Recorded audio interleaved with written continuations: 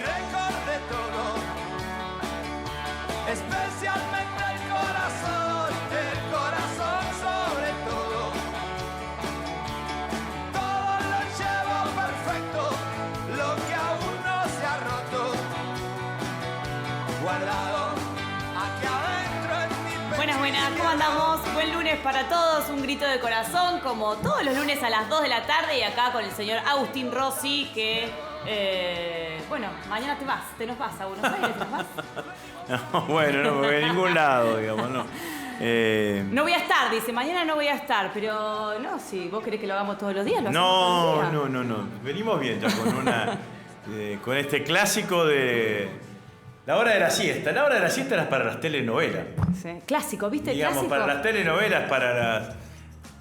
Usted es muy joven, pero yo escuché... No, pará, yo miraba telenovelas a las 2 de la tarde. No, pero yo te estoy hablando de las radios, los radioteatros. No, eso La es compañía de Alfonso Amigo. Uy, no, yo pero... vivía en Vera en esa época y uno caminaba a la siesta, no había nadie en la calle en Vera y escuchaba de todas las casas a todo volumen. A full. No se dormía la siesta. No, todo el mundo dormía la siesta, las que escuchaban el radioteatro, pero digo, se escuchaba fuerte. Uno pasaba por la calle, el sol te partía la cabeza. Y seguías la novela de la ventana. En Vera no se utiliza el paraguas para taparse de la lluvia, sino para taparse del sol. Ah, mira. Digamos, ¿no? Porque las mujeres en Vera cuidan su piel. Ah. Eran unas adelantadas. Eso te iba a decir, ¿qué adelantadas? Porque ahora en Europa están todos con los paragüitas. Claro, bueno, en Vera era así, uno andaba con la sombrilla para que no te dé el sol, porque el sol en Vera era el sol. Te broncea. Yo no podría estar ahí No, pero te... Hablando de clásico, ¿viste el clásico del fin de semana? Te puedo así como... Sí, vi el clásico del fin de semana. ¿Y? Sí. ¿Qué? Yo soy hincha de River, pero lo vi con mi hijo que es hincha de Newell. Y bueno, ¿qué va a hacer? Después que se le pasó la calentura le dije, Nacho, ya está. el distinto lo tiene central ahora. El distinto lo tiene central, que es Angelito, digamos, ¿no? Después, si algún día ustedes lo traen a Messi, el distinto estará con ustedes, pero mientras tanto, el distinto lo tiene central. Bueno. Y ahora, usted que de Junín vio que va el presidente. Sí, juega central también. En Junín. Bueno, pero va el presidente a Junín. Y va el Dice que va a hacer el acto para levantar la campaña que está... ¡Pum! Le pegaron un... Está levantada en el centro del... Claro. Está bien arriba. En el centro del corazón con todo lo que significa estas denuncias.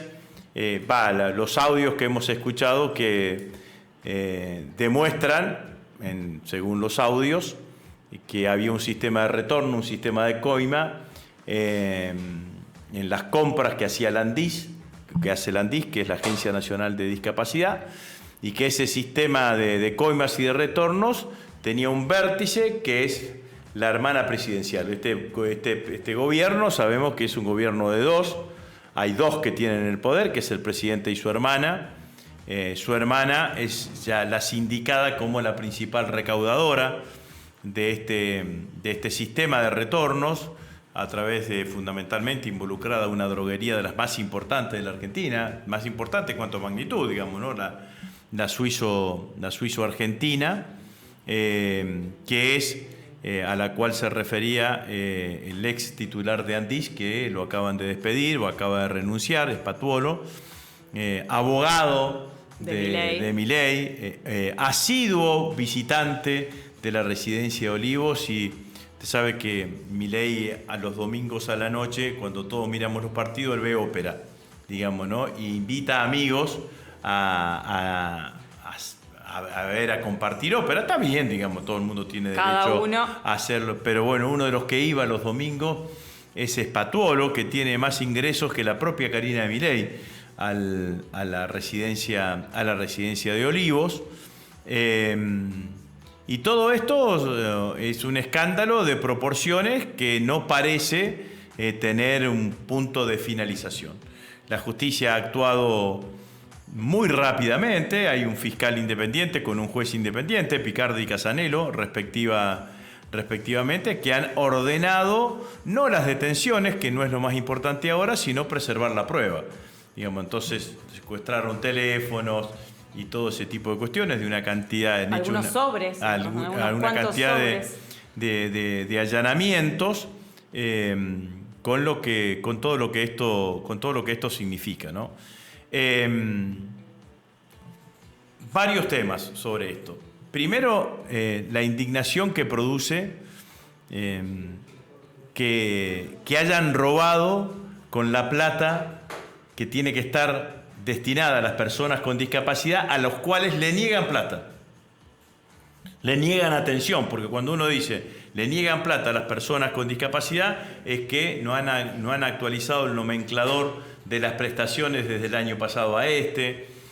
Por eso, si nos fijamos y vamos un poquito para atrás, el colectivo de las personas con discapacidad ha sido un colectivo que ha sido fuertemente atacado por parte del gobierno del presidente Milei, descalificado, estigmatizado. No escuchamos, la Argentina tiene más pensiones por discapacidad que países que han tenido una guerra, o esta cosa, los negocios que se hacen o que se hicieron con la Andis, o alguna otra cuestión similar que se había hecho, o siempre imputando la anterior gestión. Lo cierto es que la Andis maneja un presupuesto importante, y maneja un presupuesto importante en compra de medicamentos, fundamentalmente porque las personas con discapacidad suelen requerir medicamentos de alto costo.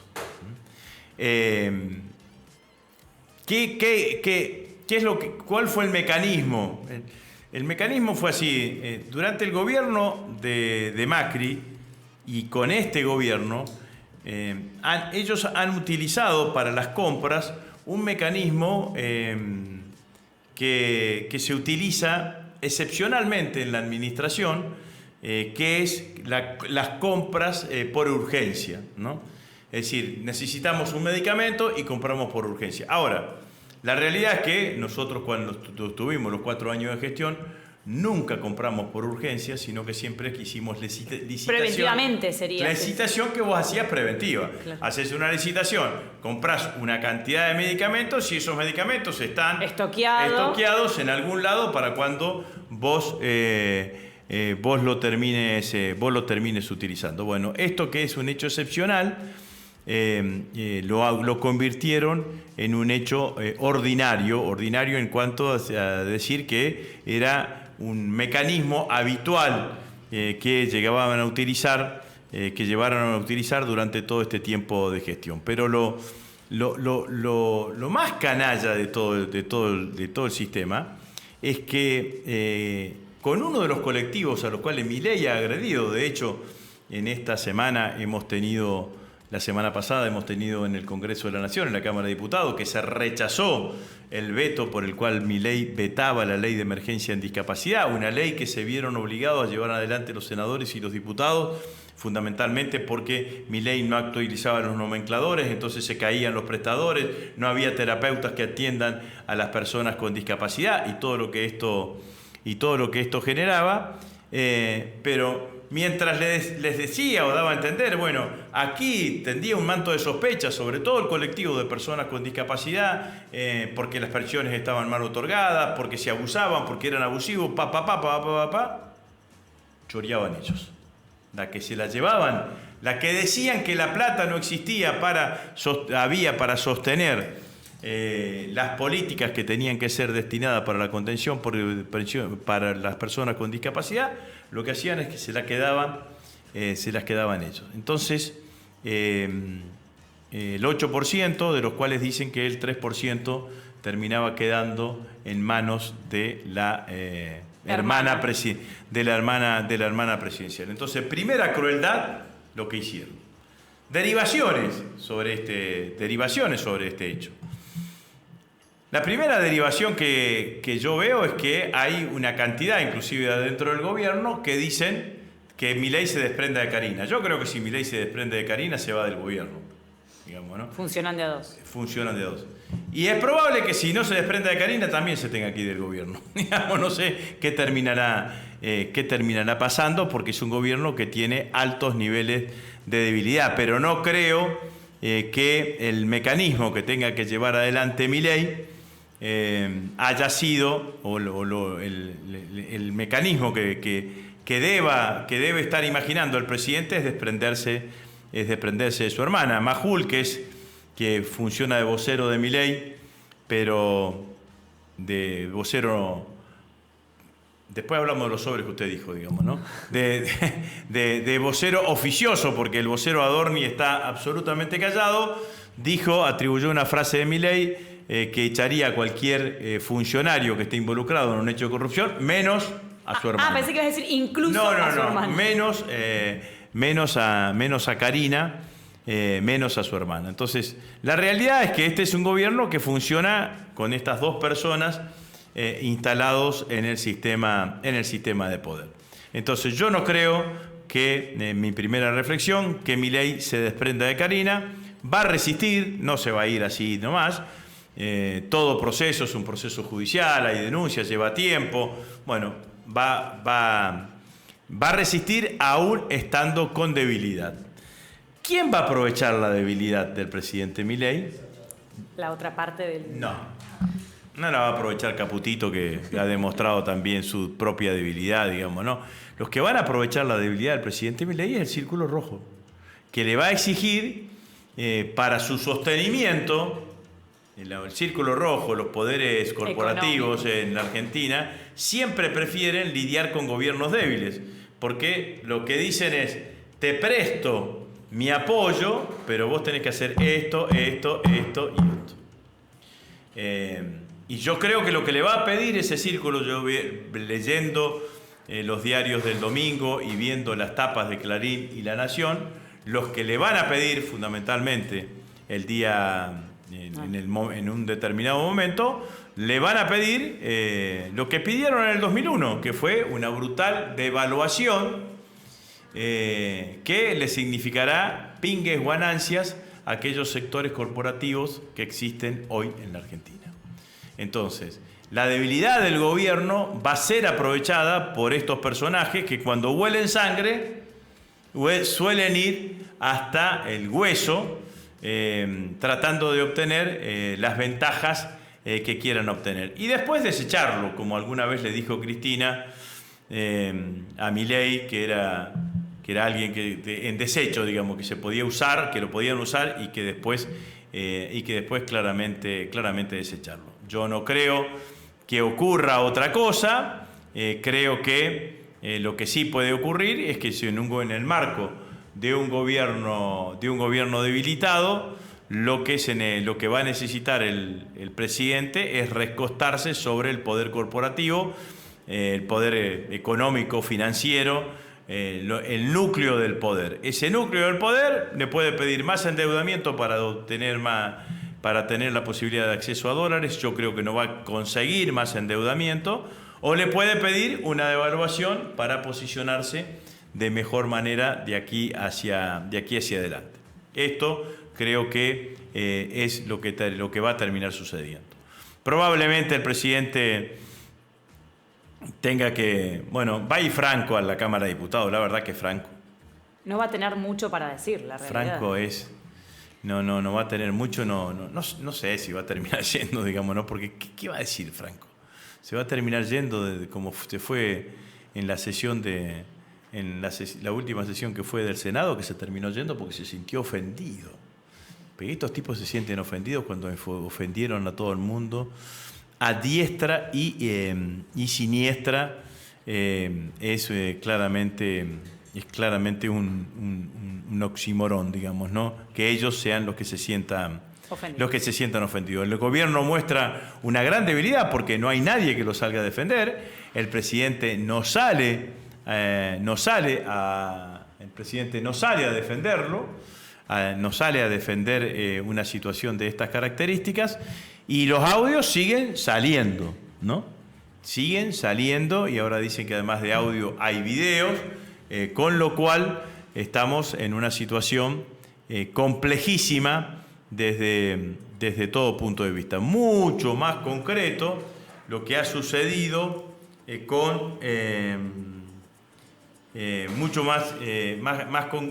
más palpable, porque acordémonos del caso Libra, que también el vértice era Karina Milei, porque en el caso Libra los que habían acercado a Davis al presidente de la Nación eran los personajes que rondaban alrededor de Karina Milei. Y obviamente que todo esto tiene implicancia económica. Acá noticia de ámbito.com.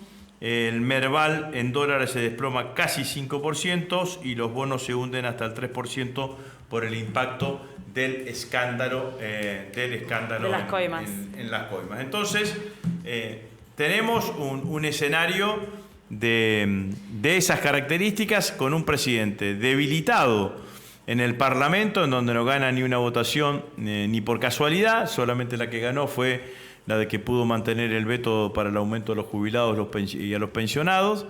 Y por el otro lado, un presidente hackeado por una denuncia de corrupción que lo toca a él, ¿no? Porque tocar la Karina es tocarlo a él. Y todo un esquema, los Menem dando vueltas, digamos. Que más o menos se viene repitiendo, porque digo, arrancamos en febrero, creo que fue, con las valijas de Arrieta que no son controladas por la aduana. Ajá. Después tenemos el caso Cuader también, el senador que lo encuentran con un montón de dólares con su secretaria cruzando la frontera, tratando de, en un punto, es lo que se cree, digamos, está siendo investigado, pero de lavar dinero.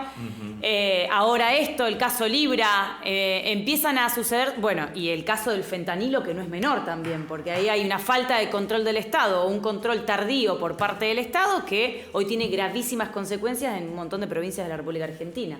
No, bueno, la ausencia del control del Estado en cada uno de los hechos, que todo esto que Sturzenegger llamaba mecanismo desregulador, bueno, lo que termina generando todo este tipo de situaciones. Si el Estado no controla, aparecen este tipo de situaciones. Lo que quería decir que el caso Libra, acordate, era mucho más difícil de explicar, ¿no? Porque era el token, quiénes eran, por qué habían perdido, por qué habían ganado, por qué muy se difícil de explicar a la gente en general, a cualquier persona. Acá, cuando vos le decís a cualquiera el 3% de coima, el 8% fulanito de retorno, se llevaba además, tanto. Sí. Se llevaban tanto. Todo el mundo lo entiende con claridad y yo creo que eso le va a generar un daño enorme al presidente Milei y al gobierno del presidente Milei, y habrá que ver hasta dónde llega, porque lo que no ha demostrado el gobierno ahora es ninguna acción de cómo reaccionar ante una situación de crisis, ante una situación de emergencia, cómo contiene esa crisis, cómo la contiene, cómo la encapsula a la crisis esta que está sucediendo, que crece día a día, porque además todo el mundo dice que van a ir entregando en capítulos, ¿no? Un audio, un video, un audio, un video. De hecho, bueno, se sostiene que estos audios son del año pasado incluso, ¿no? Sí, son de ahora. todos los audios son del año pasado. Hoy apareció uno nuevo más que involucraba a la ministra de Capital Humano, Petovelo. Bueno, ahí estamos. Y bueno, y después tercera o cuarta reflexión. Los periodistas se están muriendo como rata por tirante, ¿viste? Digamos, ¿no? Entonces, yo digo esto de los periodistas porque me imagino que esos sobrecitos que tenía uno de los hijos, lo voy a leer el nombre. En el auto de Kovalivkar, uno de los hijos que está a cargo de la droguería, tenían algún destino, digamos, ¿no? Y entonces esta cosa que decían de los periodistas ensobrados y ese tipo de cuestiones, era porque quizás algo sabían, digamos, ¿no?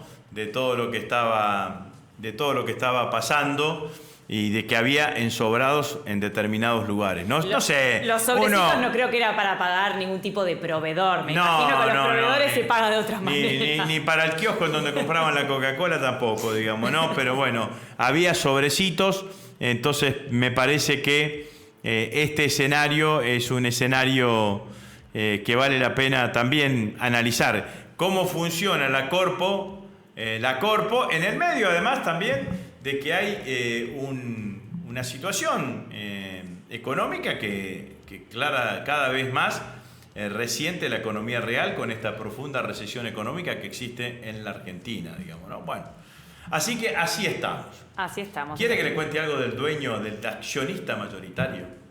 A ver. ¿De qué? ¿De la Suiza? No se me vaya a poner colorada. ¿De la Suiza Argentina? De la Suiza Argentina. De Kovalivkar, digamos, ¿no? Esto es... Me da miedo, para. Cortá la imagen acá. Me da un poquito de miedo. Esto se lo escuché ayer en el programa de Sofía Carán, que tiene los domingos a la tarde, que la verdad que Sofía Carán es una gran periodista, merecería tener un mejor horario que los domingos a la tarde, en un reportaje que le hizo a Ivy Cangaro, que es una de las periodistas que junto con Mauro Federico destapó el escándalo digamos, Para ¿no? que pusieron música de suspenso. Pusieron, Hacémelo con suspenso. Haceme la música de suspenso. No sé, ya está. Ahí está. En un tono pausado. Tíramela. ¿A qué se dedica Kovaliker? ¿A qué se dedica? No, pero no. ¿A qué? Escritor. Ah, no. ¿En Está serio? en su chacra de Punta del Este, está retirado, no está en... Ah. Sí, sí. ¿Y qué escribe? ¿Qué género? Poesía, obvio. ¿No? Ay. Suspenso. Novelas eróticas. Ay, no. Así que Kovaliker se dedica... Le dije que no se ponga colorada, mirá.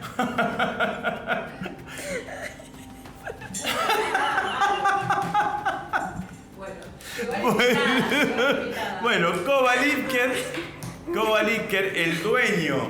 Yo no leí ninguna, Pero bueno. Pero ahora quiero, para que lo busco. No, Kovaliker, el dueño. Viste que está de moda. El padre de los chicos, de los 3 hijos que creo que hay 2 hijos. Que juegan al tenis o al pádel con nuestro juegan al padre Macri. con el presidente Macri. Kovaliker escribe novelas eróticas. Yo me imaginé. Pero ¿cómo no me imaginé dijiste? si Te conseguía una mañana. no le podía disparar alguna temática. Ajá. Digamos, La Plata de la coima, Ajá. Karina de un lado y Kovaliker del otro. Es para hacer... Ay, pero una novelaza. Una divino. novelaza erótica, digamos. Así que ahí estamos. Bueno, estos son los personajes de la Argentina de hoy. Todo muy culto. Digamos, novelas eróticas, digamos. ¿No? El que pensó mal por él. Pero digamos, pará, ¿no? te quiero decir porque que hay el un erotismo es el erotismo. Pero hay digamos, un ¿no? público muy grande que consume. Cortázar era. Tiene poemas eróticos hermosos, Cortázar. Después, si usted quiere tener uno un poquito más subido de tono, lo tiene Bukowski. Y después están lo que te dicen. Bueno, cortá acá, Teo, te lo pido por favor, que este señor se arranca. Llegó la invitada. Bueno, lo voy a buscar y el lunes, si lo consigo, te voy a traer un libro para que te lleve a tu casa. Bueno, consígamelo de. Vos regaláselo, mirá, sí, a quien quiera, pero no lo puedo todo creer. esto porque ayer la escuché a Sofía Carán con Ivy Cangaro, que es una gran periodista que fue la que informó sobre Kovaliker. Bien, datazo. Bueno, ok. Bueno, así estamos. Bueno, vamos así estamos, país. que ponga. ¿Qué hacemos? ¿Cortamos un ratito o querés hablar algo de la cámara? Recibimos a nuestra invitada Alejandrina Borgata, tercera candidata a diputada nacional por el Frente Fuerza Patria. Exactamente. Ahí volvemos. Tarde en la ciudad,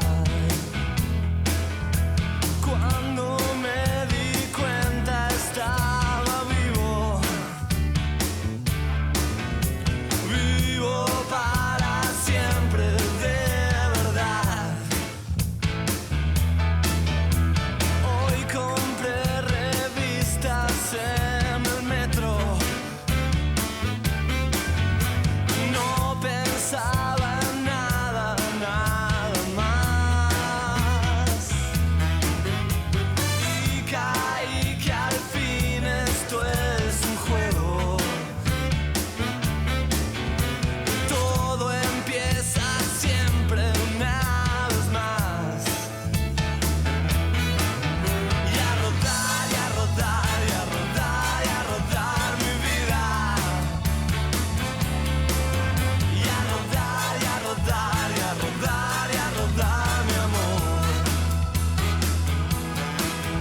Yo no sé dónde va, yo no sé dónde va mi vida. Yo no sé dónde va, pero tampoco creo que sepas vos. Quiero salir, sí, quiero vivir.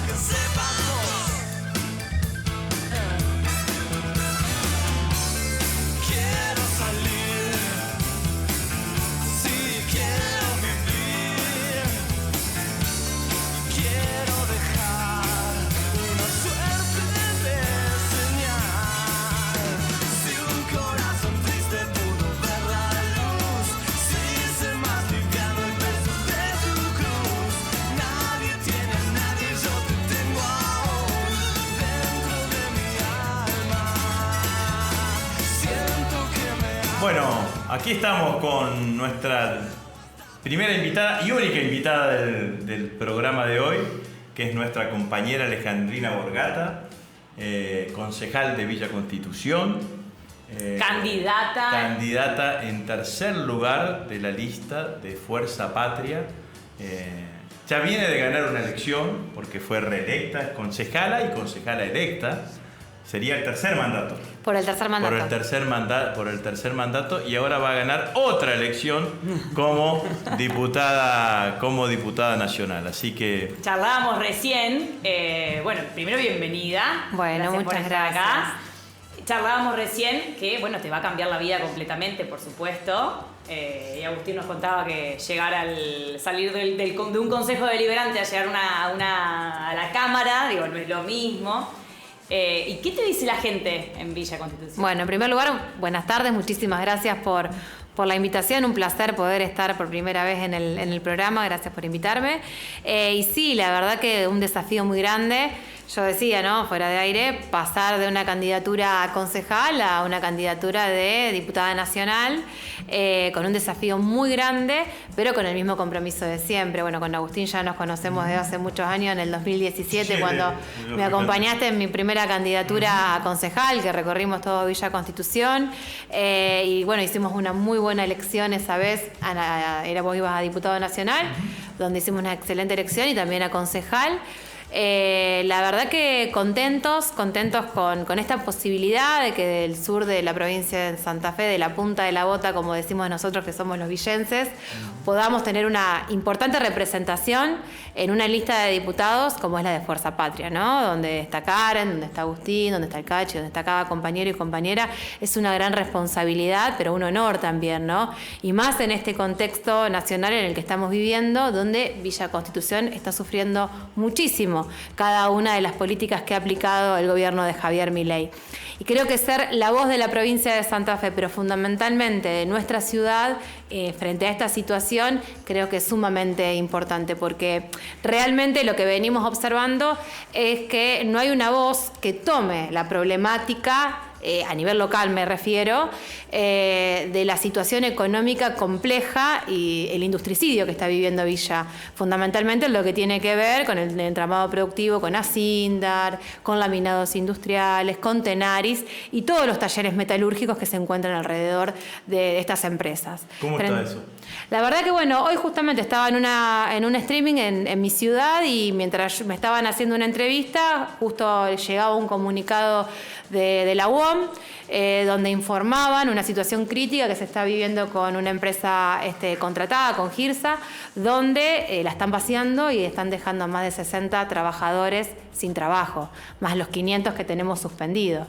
Entonces, realmente es una situación muy complicada, donde ni el intendente, ni el senador, ni el gobernador Puyaro toman cartas en el asunto y hacen visible esta problemática. Porque entendemos, sí, que de un intendente mucho no va a poder resolver si la política nacional no cambia, pero sí comenzar a ser la voz de los trabajadores que realmente están viendo suspendidas sus fuerzas laborales, porque muchos están cobrando entre el 60 y el 70% de sus salarios y que no saben si van a volverse a reincorporar en su fuente, en su trabajo. Frente a eso, nosotros queremos ser la voz de cada compañero y cada compañera metalúrgico que está viviendo una situación muy complicada, muy compleja. ¿Y serías la primera, si no me equivoco, la primera diputada después de Piccinini, de Villa? Por lo que tengo entendido, sí, después no tuvimos más diputados nacionales, antes, no. No sé si hubo. Vos sabés que no sé, yo sabía que Piccinini había sido diputado nacional, después Cané fue el último diputado provincial. Sí, Roberto Cané. Sí. Y después no tuvimos más representación desde Villa Constitución. Así desde que el peronismo. Del peronismo, exacto, desde el peronismo no tuvimos más representación. Igual Piccinini me parece que no fue por el peronismo. No, Piccinini fue por el ARI. Fue por el ARI, pero no recuerdo otro diputado de Villa Constitución. Digamos, Piccinini es el líder histórico de la UON de Villa Constitución. Yo no compartí la cámara con él. Me parece que cuando yo llegué en el 2005 él se estaba yendo, estaba terminando su mandato de diputado, de diputada, digamos, ¿no? Y el impacto, porque recuerdo que que una de las sorpresas que pasó, digamos, ¿no? Cuando fueron las PASO, las elecciones PASO, fue que en Villa, que ya se empezaba a sentir esta situación, la elección de concejales la gana los libertarios. Los libertarios. Pero bueno, eso creo que pasa también por errores que tenemos a veces dentro de la dirigencia política. Creo que no hay, en ese sentido yo no responsabilizo a nuestra comunidad. Primero porque hay un 50% de la población que no fue a votar. O sea, un 50% que no eligió a ninguno de los candidatos, ni a los libertarios, ni a nosotros, ni al resto de las fuerzas políticas. Pero el problema es que lo tuvimos nosotros, y lo conocés muy bien. Nosotros tenemos el intendente de Villa Constitución que decidió armar una lista por fuera del justicialismo y que llevó una candidata del PRO. Sí. Entonces eso la gente la termina decepcionando porque no hay coherencia en la acción y en el discurso y en por quién vos llegaste a ser intendente de la ciudad de Villa Constitución y quiénes te acompañaron para lograr ser intendente. Pero además de eso, hubo otros espacios del peronismo que también jugaron por afuera. Claro. Entonces, nosotros tuvimos una interna con el compañero Hugo Burgués donde decidimos fortalecer el peronismo, el Partido Justicialista, siendo coherente con nuestros ideales, y logramos dejar posicionado al peronismo como segunda fuerza política más votada. Si bien primero ganó la Libertad Avanza, segundo quedó el peronismo, y tercero el intendente. Unión por la Patria, cuarto el intendente. Cuarto el intendente. Cuarto el intendente, y la Libertad Avanza, por la cantidad de votos que sacó, ingresan 2 concejales. Entonces creo que los compañeros tienen que aprender que en los momentos difíciles, en donde parece que todo va a virar hacia la derecha, hay que estar más firmes que nunca en el discurso, pero fundamentalmente en la acción. Porque si nosotros sumamos todos esos votos, el peronismo hubiera sido la fuerza política más votada. Y la historia, como yo lo hablé mucho con los compañeros de la UOM, lo hablé mucho con distintos gremios de docentes de la ciudad, AMSAFE, también me acuerdo un miércoles en la plaza con los jubilados, yo les decía, no va a ser lo mismo para ustedes que en Villa Constitución gane el peronismo que gane la Libertad Avanza. Va a ser distinto, porque si no parece que como que la comunidad sigue acompañando este modelo. Y no es así. Entonces, creo que el error viene por parte de la dirigencia de no haber... Y ahora el resto de los sectores del peronismo que fueron por afuera, exceptuando lo del intendente, digamos, ¿no? ¿Cómo están? Bien. La verdad que muy contentos. Hemos recibido muchos mensajes de que se pusieron muy contentos con que Villa tenga una representación en la lista. Quieren trabajar para poder lograr esa victoria para octubre, pero porque también creo que aprenden, ¿no? Se está aprendiendo de que es en la unidad, es en el contexto de unidad donde nosotros vamos a poder hacer frente a este modelo de la crueldad, porque realmente si no tomamos conciencia de quienes tenemos una representación institucional principalmente, pero no desde la política partidaria, sino también de la política sindical, en que tenemos que empezar a trabajar en unidad, va a ser muy difícil poder hacerle frente a este modelo. Y creo que en octubre volvemos a tener esa oportunidad. Y nosotros, a nivel provincial, dimos ese ejemplo.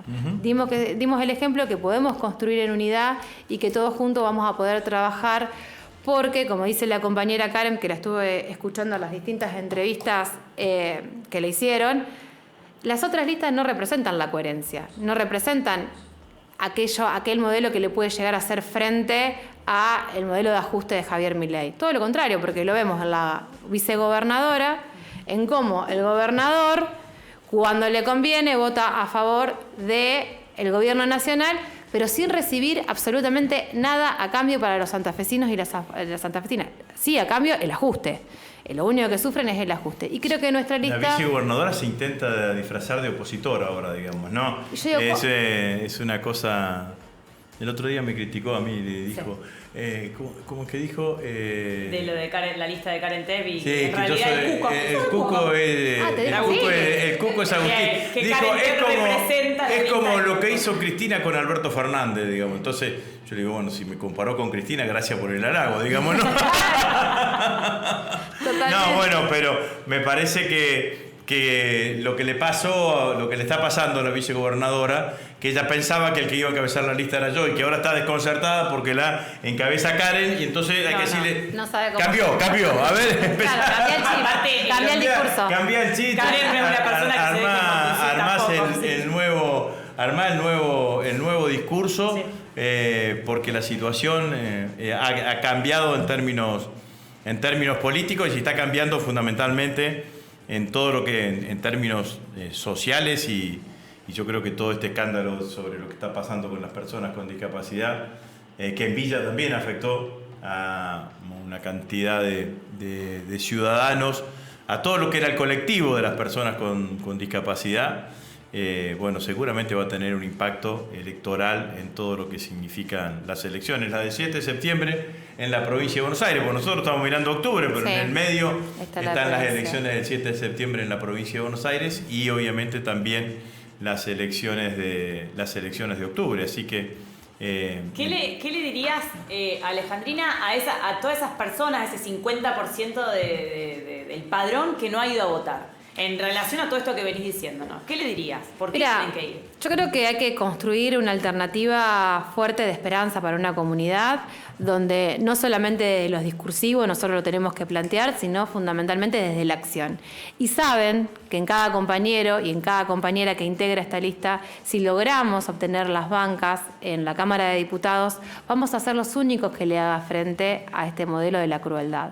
Porque en este año y medio creo que cada compañero y compañera que forma parte de esa Cámara ha demostrado esa coherencia de ponerse del lado de los sectores más postergados y más vulnerables, frente a las dos listas que tienen que ver con la Libertad Avanza y también para Unidos, donde realmente han negociado con el gobierno, en el caso de Unidos, ha negociado con el gobierno nacional, a cambio, como te decía, de recursos que nunca llegan, de obras que nunca llegaron a la provincia de Santa Fe, que lo único que llegó para cada santafesino y cada santafesina es el ajuste. Vos me decías de las personas con discapacidad. A mí desde el Consejo no me paran de llover pedidos y reclamos de personas con discapacidad, de jubilados, que dejan de percibir lo que tienen que ver con pensiones por discapacidad y también los recursos que necesitan para llevar adelante una mejor calidad de vida. Desde medicamentos, desde personas con discapacidad que necesitan otro tipo de atenciones. Sí, que esa atención no llega porque que no no la pueden llega cubrir. y a lo mejor nos piden recursos a nosotros para poder acompañarlo y lo que nosotros decimos es que hay que resolverlo de fondo. Es en el caso de las personas con discapacidad y que tienen un certificado de discapacidad nacional a través de lo que es el PAMI, donde antes se los cubría. Justamente el fin de semana me llegaron 2 o 3 pedidos de personas con discapacidad que necesitan determinados recursos y que no los tienen más. Entonces, y que familias con bajos recursos que no pueden contener y sostener a esa persona con discapacidad y que necesitan del acompañamiento del Estado y que recurren a nosotros porque saben que somos los que le damos respuesta. Entonces, creo que lo que tenemos que hacer es retransmitir eso, transmitir de que nosotros, si llegamos a la Cámara de Diputados, vamos a ser coherentes con lo que pensamos, que tenemos que tener un proyecto que nuevamente vuelva a contener a las grandes mayorías. Yo lo escuchaba en un discurso, en una entrevista que le hacían también a Juliana Di Tulio.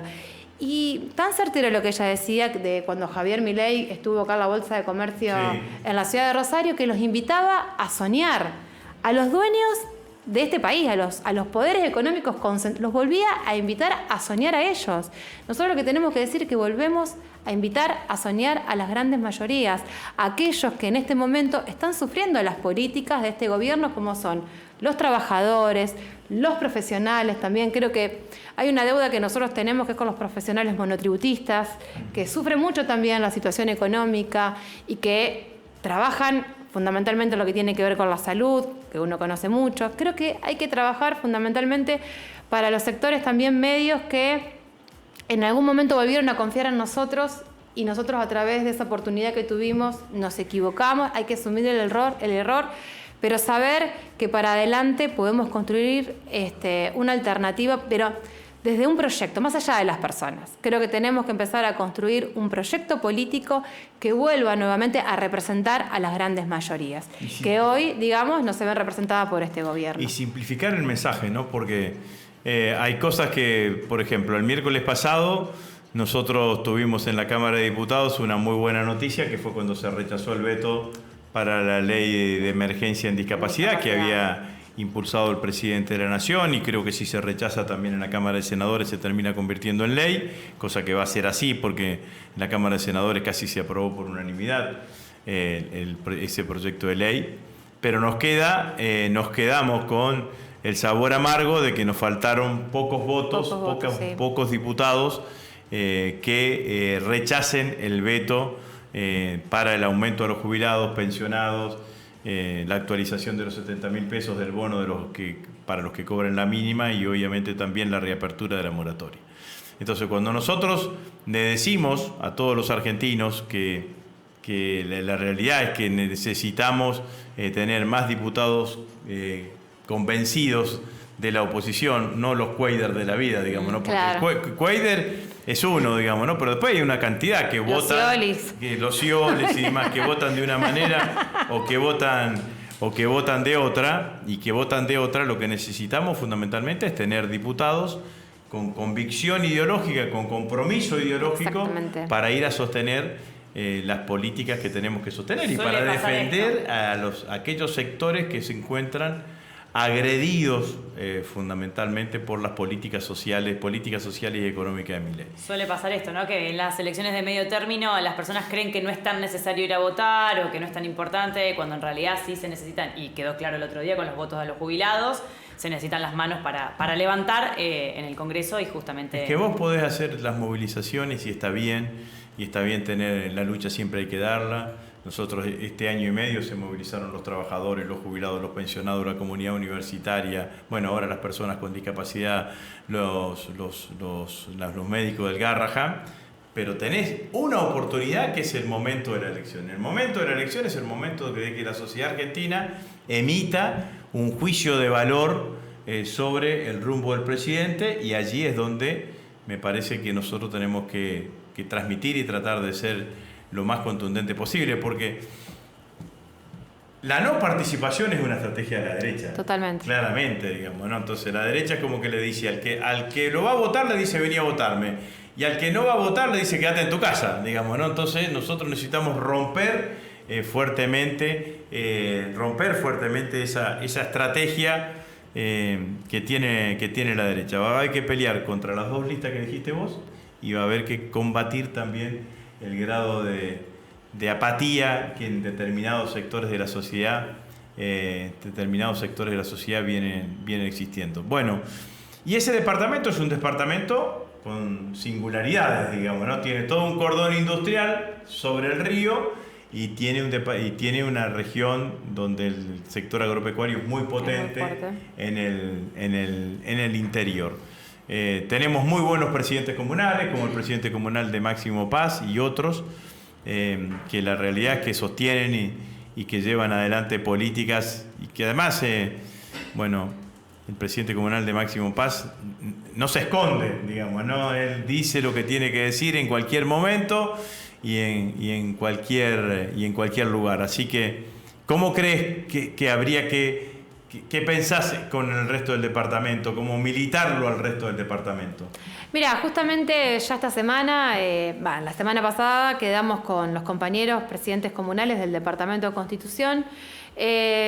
Habíamos tenido, antes del cierre de lista, una reunión con 8 presidentes comunales, una presidenta comunal, que es la compañera de General Geli, y yo, donde estuvimos charlando, ¿no? Esto de empezar a organizarnos para los próximos 2 años, de cómo contenernos entre compañeros.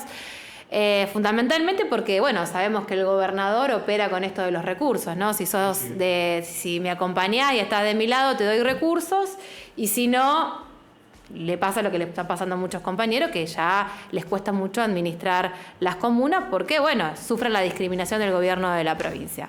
Frente a eso, habíamos charlado en tener una mesa de acompañamiento entre nosotros con distintas actividades. Y bueno, a partir de allí, después del cierre de lista y viendo que nosotros vamos a tener una representación importante dentro de la lista en el tercer lugar, quedamos para, empezar a organizar todo el territorio del Departamento de Constitución. Con Darío, con Pepe López también estuvimos hablando y ver, después obviamente charlarlo con el resto de los compañeros que forman la lista para dividir el territorio. Seguramente no va a ser solamente el departamento de Constitución, sino también podemos avanzar en otros departamentos linderos, como el departamento San Lorenzo, bueno, entre otros, donde, bueno, podamos ampliar ese trabajo con cada compañero y cada compañero que quieran sumarse. Y en lo que respecta a Villa Constitución, también, la verdad que hemos recibido el pedido, ¿no?, de una reunión con distintos sectores para empezar a organizar lo que es la mesa para la campaña que empieza ahora en septiembre. Así que para nosotros fue muy grato, porque realmente compañeros que a lo mejor en las elecciones provinciales estuvimos en distintos lugares, que hoy nos vuelva a unir, ¿no?, un proyecto, una alternativa, una lista, es muy importante, y que nosotros seamos parte de eso ha sido... No, y fue muy importante incorporar en la lista al sector de Activemos, claro, que representa al senador Marcelo Lewandowski, que en las elecciones de constituyente había ido por aparte y tan representados e incorporados con una representación, con la concejala mandato cumplido Silvana Teiza, que es una dirigente muy perteneciente a la UON de Rosario, así que me parece que eso también ha sido importante, porque hemos ampliado el marco de la unidad. Yo creo que hacía mucho tiempo que no íbamos a una elección con una única lista del peronismo, digamos, ¿no? No hay ni a veces esos dirigentes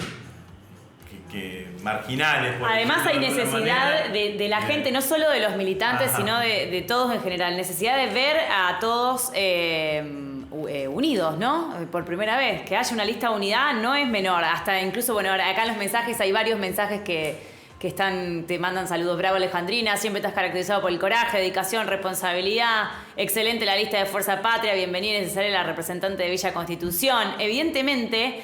Antes había escrito Lu Burgués, Fuerza Compañera. No lo vi. Saludos ahí. Hoy estuve en el consejo, pero no pude charlar porque... Saludos desde Roldán.